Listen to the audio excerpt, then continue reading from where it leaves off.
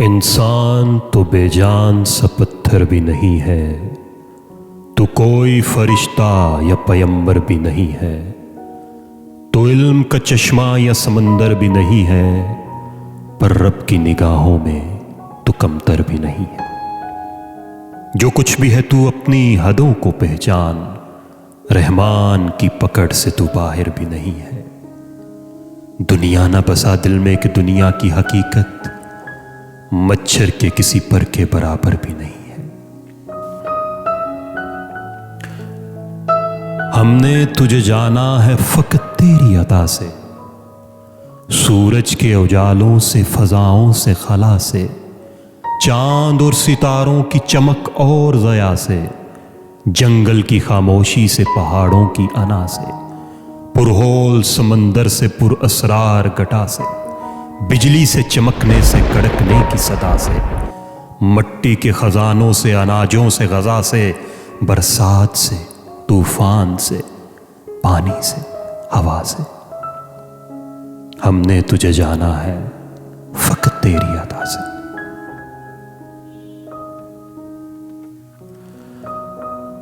گلشن کی بہاروں سے تو کلیوں کی حیا سے، معصوم سی روتی ہوئی شبنم کی ادا سے، لہراتی ہوئی باد سحر باد صبا سے، ہر رنگ کے ہر شان کے پھولوں کی قبا سے، چڑیوں کے چہکنے سے تو بلبل کی نوا سے، موتی کی نزاکت سے تو ہیرے کی چلا سے، ہر شے کے چلکتے ہوئے فن اور قلعہ سے۔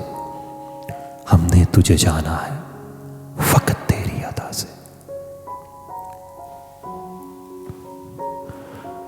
دنیا کے حوادث سے، وفاؤں سے، جفا سے، رنج و غم و آلام، دردوں سے، دوا سے، خوشیوں سے، تبسم سے، مریضوں کی شفا سے، بچوں کی شرارت سے تو ماؤں کی دوا سے، نیکی سے، عبادات سے، لغزش سے، خطا سے، خود اپنے ہی سینے کے دھڑکنے کی صدا سے، رحمت تیری ہر گام پہ دیتی ہے دلا سے۔ ہم نے تجھے جانا ہے فقط تیری عطا سے۔